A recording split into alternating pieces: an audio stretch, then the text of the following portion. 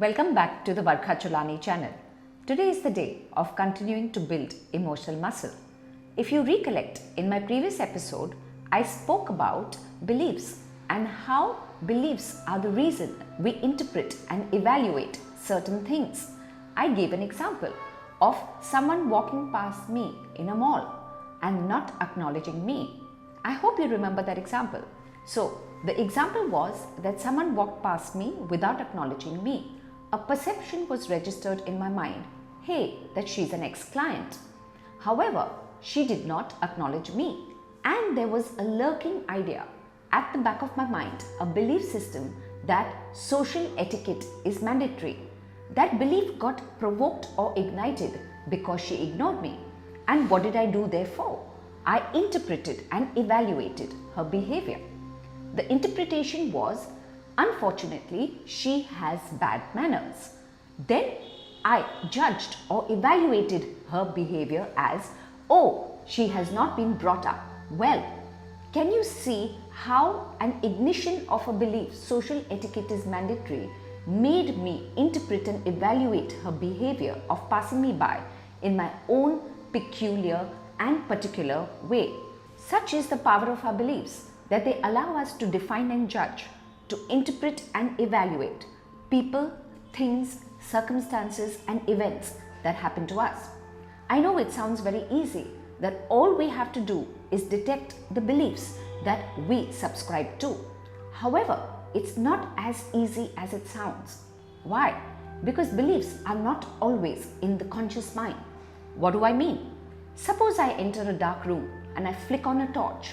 There will be certain objects which will be shining absolutely brightly because the light has fallen on them and I am able to see them clearly. So, when I enter the dark room, the torch which shines the light on absolutely visible objects, in my language we call conscious beliefs. Those conscious beliefs are completely in our awareness. We know that we subscribe to them, we know that we believe them, and we know, of course, that we live by them.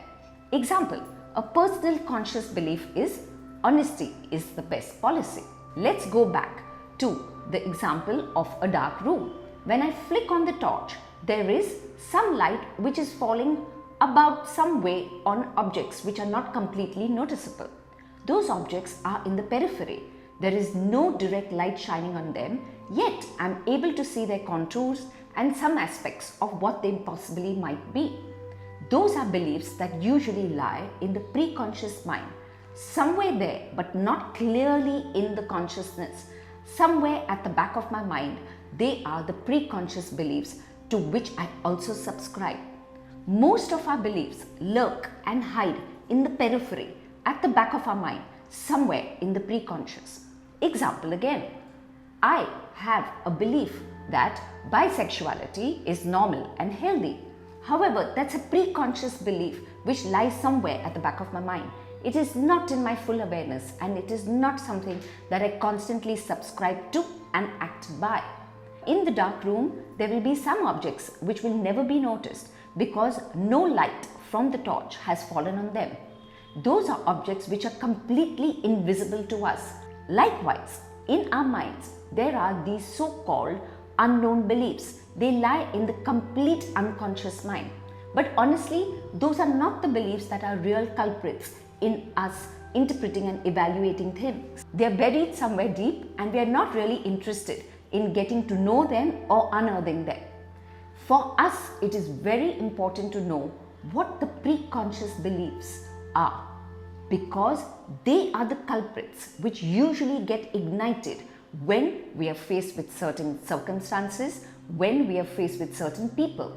Again, the preconscious belief social etiquette is mandatory was ignited, provoked and triggered by an ex-client of mine passing me by without acknowledging me. So the preconscious beliefs is where all the work needs to be done. And therefore, because the preconscious belief is not so fully in our awareness, more often than not, we are not able to recognize it and therefore not able to see why we define and judge things, people and appraise them and appraise their actions in particular ways. For our sake, the pre-conscious belief is the co-determiner where we want to put the spotlight. Let's not waste our time paying attention to events, people, how they react to us, how they behave with us, or events that happen around us. Because Epictetus, the great philosopher, said, circumstances in this world do not disturb us. Circumstances in this world do not disturb us. It is our view of the circumstance that disturbs us. And the view is nothing but a personal point of view, a personal ideology, a personal set of rules, usually which are not often known to us in the conscious mind, but lurk somewhere in the pre-conscious mind. Why are beliefs important? Because they are the fulcrum from which we think, feel, and act. And it is very important for us to learn the art of detecting the pre-conscious belief which gets so easily provoked, triggered, and ignited by external events. But as I repeat, it is the bee that is your sleeping giant. It is that bee which is the enemy, which either will take you to a healthy and happier life or which will come in your way and unfortunately make you live pretty miserably. Thank you for tuning in to the Varkha Chulani channel. I'm going to be talking more on belief systems as we go along. If you like what you see, please do hit the like button, do share my video, and of course, continue to subscribe. If you'd like to give me any feedback, please write to me at varkha@varkhachulani.com. I'd be happy to incorporate anything that you wish me to cover or share. Till next week, it's goodbye and thank you.